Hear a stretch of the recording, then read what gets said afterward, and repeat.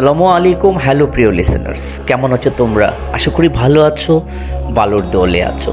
যে যেখান থেকে আমাকে শুনছো, সকলকে শুভেচ্ছা অভিনন্দন নতুন একটা ইমেইল এপিসোডে। অনেকদিন পর আবার তোমাদেরকে ভৌতিক গল্প এন্টারটেনমেন্ট দিতে আমি তোমাদের মাঝে উপস্থিত হয়েছি। Horror Bangla official BD YouTube চ্যানেলের পক্ষ থেকে আমি বাদর রায়হান। প্রতিনিয়ত আমি তোমাদেরকে horror Bangla official YouTube channel পক্ষ থেকে এন্টারটেনমেন্ট হিসেবে ভৌতিক গল্প উপহার দিয়েছি। মাঝখানে একটু গ্যাপ থাকার কারণে দিতে পারিনি। আবারও তোমাদের জন্য একটা নতুন এপিসোড নিয়ে হাজির হয়েছে। আজকে একটি ইমেল এপিসোড, যে ইমেল এপিসোডের পুরো ডিটেলসটাই আমাকে বিবরণটা বারণ করা আছে, যে এটা বলা যাবে না, শুধু গল্পটা বলে যেতে হবে। তো আমি সেই গল্পটাই তোমাদের মাঝে তুলে ধরবো। শুধু স্থানকাল হিসাবে আমি এই কথাটা বলে দিই যে এই গল্পটা আমাকে পাঠিয়েছেন শুধু কুমিল্লা থেকে, আর বাকিটা নাই বললাম। শুধু গল্পটা শুরু করছি। গল্প শুরু করার আগে সবার কাছে অনুরোধ থাকলো, যদি তোমরা পারো, তোমাদের মাঝে কোনো গল্প থাকে, তাহলে সেই গল্পগুলোকে তোমরা আমাদের ইমেল কিংবা হোয়াটসঅ্যাপে পাঠাতে পারো। সেই গল্পগুলো আমি তোমাদের মাঝে তুলে ধরবো। সো বন্ধুরা, গল্পটা আমি শুরু করছি।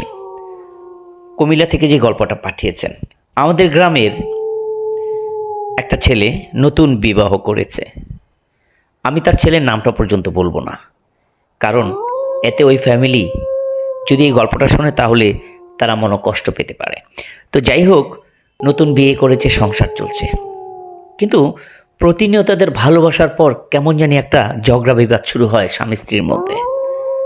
অনেকদিন যাবত এই ঝগড়া চলতে থাকে, প্রতিনিয়ত, প্রতি রাত, সকাল বিকাল এইভাবে চলতেই থাকে। এই নিয়ে তাদের পাড়ায় ভীষণভাবে কয়েকবার বিচার বৈঠক হয়।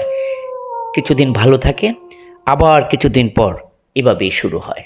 তো এভাবে চলতে এখন কার দোষ কম আর কার দোষ বেশি, এটা এলাকাবাসী একদম বুঝতেই পারছে না। যদি ছেলেকে ধরে, ছেলের দোষ কম, ওই মহিলার দোষ বেশি। আবার যদি ওই মহিলাকে বলে, তাহলে মহিলার দোষ কম, ওই ছেলের দোষ বেশি। তো পাড়ার লোক এটা কোনো মতে কোনোভাবেই এটা সুরাহা করতে পারছে না। দিনের পর দিন, রাত বিরাত ঝগড়া করতেই থাকে। একটা সময় ওই ছেলে কি জানি মনে করে আত্মহত্যার পথ বেছে নেয়। একদিন ওই ছেলের স্ত্রী চলে যায় বাপের বাড়ি। সেদিন খুব ভালোই চলছিল। চলে যাওয়ার পর সেই দিন সে বাড়িতে একা। তো হয়তোবা সেই পুরনো কথা মনে করে সেই ছেলেটা গলায় ফাঁসি দিয়ে মারা যায়। সারা রাত সেখানে ঝুলছিল লাশ। পরের দিন তার স্ত্রী ফিরে আসে তার বাড়ি। আবার ফিরে আসার পর দরজা খুলতেই দেখে সে ফাঁসিতে ঝুলে আছে। হইচই কান্নাকাটি শুরু হয়, গ্রামের মানুষ একত্রিত হয়। তখন ওই মহল্লার যেই পঞ্চায়েত কমিটি থাকে, সবাই এটা নিয়ে বসে এবং হুজুর ওখান থেকে বলে দেয় যে এই ফাঁসির মরা কবরস্থানে কোনো প্রকার জানাজা করা যাবে না, তার জানাজা পড়া যাবে না, এটা নিকাত আত্মহত্যা, এটার হাদিস নেই, এরকম কথাবার্তা। তো এভাবে সারাটা দিন পড়ে থাকে। তো এখন কি করবে? গ্রামবাসী যখন তাদের কাছ থেকে বা তাদের পাড়ার মহল্লাবাসী যখন ওই মানুষটার কাছ থেকে মুখ ফিরিয়ে নেয়, তখন ওই ফ্যামিলির কি করার থাকে এটা বুঝতে বাকি নাই। অনেক কষ্ট, তারা কি করবে? তো প্রত্যেকটা গ্রামেই কিছু ভালো মন্দ মানুষ থাকে। তো কয়েকটা ছেলে আসে, সাহসী কয়েকটা ছেলে আসে, এসে বলে যে গ্রামের পঞ্চায়েত যখন এটা কবরস্থানে কবর দিতে পারবেই না, তাহলে আমাদের ইচ্ছা মতো যদি আপনারা বলেন সুদূর গ্রামের, আমাদের গ্রামের লাস্ট আরেকটা গ্রামের কাছাকাছি নির্জন জায়গায় আমরা রাতের বেলা ওটা পুঁতে দিয়ে আসবো, কেউ জানবে না। কিন্তু সবচেয়ে বড় কথা, এই লাশটাতে তো মাটির নিচে দিতে হবে, তাই না? তখন এরকম দুজন রাজি হয়। বাকি দুজন রাজি হলেও এই লাশটাকে তারা নিবে কীভাবে? গভীর রাতে ছাড়া তো নিতে পারবে না। তখন আরও কয়েকজন বন্ধুবান্ধব এই লাশটা নিয়ে ওখানে কবর দেওয়ার বা একটা মাটি কেটে পুঁতে দেওয়ার চিন্তা ভাবনা করে। তো এভাবে করতে করতে তাদের রাত বেজে যায় 1টা 2টা বেজে যায় এবং তাদের থেকে দুজনকে বলে দেওয়া হয় যে তোরা আগে গিয়ে ওখানে একটা গর্ত কর, কারণ এই সাথে নিয়ে রেখে গর্ত করলে কেউ দেখে ফেলে সমস্যা। ওখানে কেউ যদি দেখেও তো দৌড়ে পালাতে পারবি, অন্তত এই ফাঁসি মারা লাশটা কেউ দেখবে না। তো এরকম দুই বন্ধু চলে গিয়ে ওখানে গর্ত করতে চলে যায়। তো একজনকে নিয়ে গল্প করতে যায় আর ভাবতে থাকে যে এত দূর ফাঁসির মরার কবর, কি না কি হয়। তবে তারা বুকে সাহস নিয়ে যায়, তাদের হাতে সিগারেট নিয়ে যায়, টর্চ লাইট ইত্যাদি সব কিছু নিয়ে যায়। তো দুইজন মিলে গিয়ে ওখানে বেশ একটা গর্ত করে, কবর নেয় গর্ত করে। তো গর্ত করার পর এবার রাত ৩টা এবার মসজিদের খাটও তারা পাবে না, তাহলে এই লাশটাকে নিবে কিভাবে? এ আরো মহা ঝামেলার মধ্যে তারা পড়লো। তো যখন ওই পাড়ার ওই মহল্লার সকল মানুষ ঘুমিয়ে পড়লো, ঠিক তখন তারা দুজন বাঁশের মধ্যে করে পায়ে কাঁধে পিঠে বেঁধে বস্তা নেওয়ার মতো করে লাশটাকে তারা চুপে চাপে কবর দিতে নিয়ে যায়। এভাবে তারা মোট ছিল ৩ জন ৬ জন, ওই পরিবারের একজন, এই ৭ জন। এবার যখন ওই মাটির কবরটার কাছে লাশটাকে নিয়ে যায়, তখন এবার ওখান থেকে লাশটাকে তারা উঁচুই করতে পারতেছে না। মনে হয় যে এত ওজন মনে হয় যে এটা মিনিমাম 50 মণ ওজন হয়ে গেছে। কোনো মতেই তারা এটা রাখার পর আর মাটিতে নামাতে পারছে না, মানে গর্ততে নামাতে পারছে না। এটা তো বিশাল চিন্তা। একজন ভয় পাচ্ছে, বলছে এখানে রেখেই চলে যায়, আরেকজন বলতেছে যে না, এখানে এসে আবার চলে যায় কিভাবে। তো একজন তারা বলে চল আমরা এই সাইড থেকে জোরে ধাক্কা মেরে গর্তে ফেলে দিই। তো গর্তে ফেলে এই চেষ্টা করতে করতে ব্যর্থ হয়। তারা চিন্তা করতেছিল যে এখন তাহলে কি করব, এত ওজন কেন? কিন্তু ভিতরে ভিতরে তাদের কিন্তু ভয়ও চলে আসছে। একটা সময় তারা বলে যে ঠিক আছে, সূরা কালাম ইত্যাদি পড়তে থাক। তখন তারা অনেকক্ষণ চেষ্টা করার পর হঠাৎ করে লাশটা যেন নিজেতেই গর্তে পড়ে যায়, নিজেতেই গর্তে পড়ে যায়।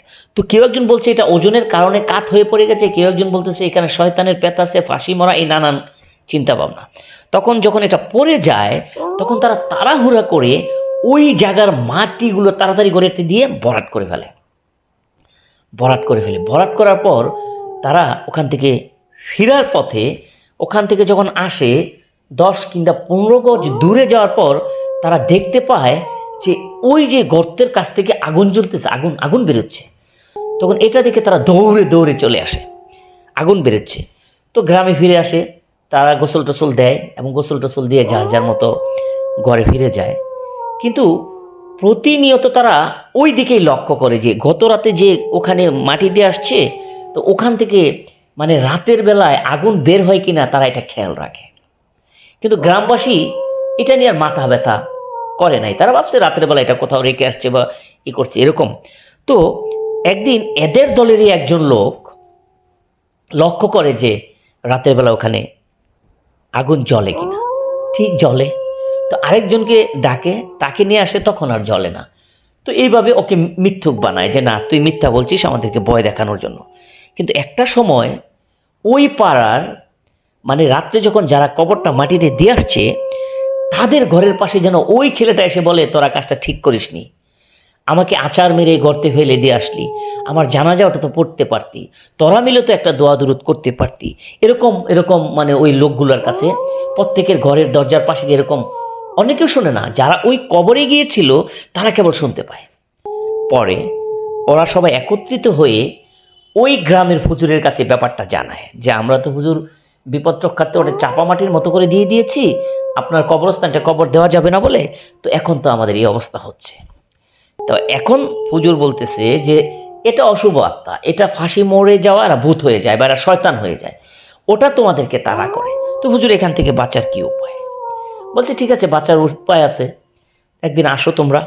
তখন সবাই যারা গেছে ওখানে গেল।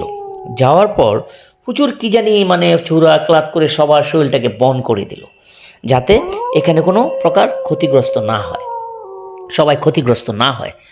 তো এর মধ্যে একটা ছেলে ছিল, হঠাৎ করে একদিন সে কাজের থেকে ফিরতেছিল, রাস্তায় দেখে যেই ছেলেটা ফাঁসিতে ঝুলে মারা গেছে সেই ছেলেটাই তার সাথে দেখা হয়ে গেছে রাস্তায়। মানে তাকে দেখেই সে অজ্ঞান হয়ে যায়। অজ্ঞান হয়ে যাওয়ার পর মা তাকে ধরাধরি করার পর বাসায় নিয়ে আসার পর সে হুজুরের কাছে নিয়ে আসে। হুজুর বলতেছে যে এখানে অশুভ যে শয়তানিটা তারা দুনিয়াতেই ঘুরে ফেরাই করে, ওর উপর বর করেছে।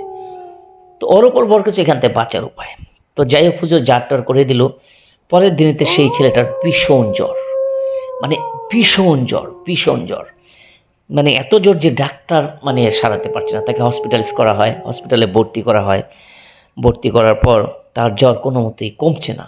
সবচেয়ে হৃদয় বিদারক যেটা হয় সেটা হচ্ছে 15 বা 18 দিন পর ওই জ্বরের ছেলেটা মারা যায়।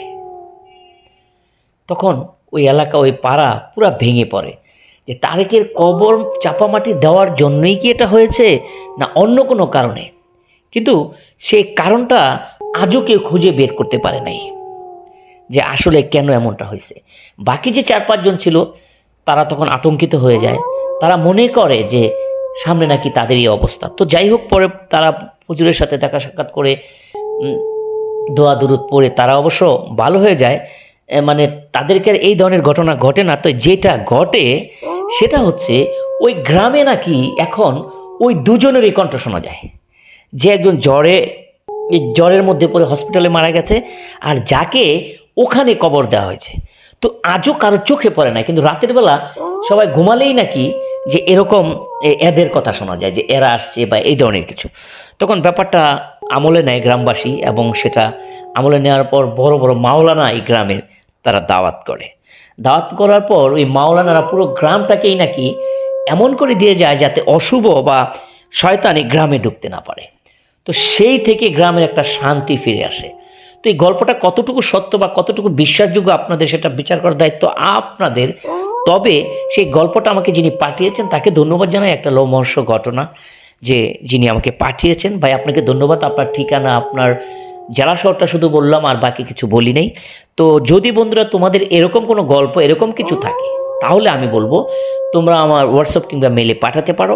সেখান থেকে তোমাদের এই গল্পগুলো ভিউয়ার্সদের জন্য আমি বলে দেব। তো বন্ধুরা, যাওয়ার আগে যে কথাটা বলবো, মিথ্যা কুসংস্কার আমরা কখনো বিশ্বাস করি না। তোমরা মিথ্যা কুসংস্কার বিশ্বাস করবে না। এন্টারটেনমেন্ট হিসেবে ভৌতিক গল্প উপহার দেয় হচ্ছে কাজ। ভৌতিক গল্প শুনিনি এমন মানুষ কিন্তু আমাদের মাঝে একজনও খুঁজে পাবে না। একটা সময়ের জন্য হ্যারিকেনের আলোয় সন্ধ্যার পর দাদা দাদি পিসি মাসির কাছে আমরা গল্প শুনতাম, সেটা হয়তো এই ব্যাপার হয় না। তাই মিথ্যা কুসংস্কার আমার এই ইউটিউব চ্যানেল কখনো বিশ্বাস করে না, প্রশ্রয় দেয় না। আশা করি তোমরা মিথ্যা কুসংস্কার সমাজে রটাবে না। তো যে যেখান থেকে গল্পটা শুনলে সকলকে শুভেচ্ছা অভিনন্দন জানাচ্ছি। পরিশেষে অনুরোধ থাকবে চ্যানেলটা সাবস্ক্রাইব করে সঙ্গে থেকো, লাইক কমেন্টস করে জানিও আসলে এরকম ভৌতিক গল্প শুনে তোমাদের কেমন লেগেছে। তো বন্ধুরা, ভালো থেকো, ভালো রেখো এবং ভালোর দলে থেকো সবসময়। নমস্কার, আল্লাহ হাফেজ।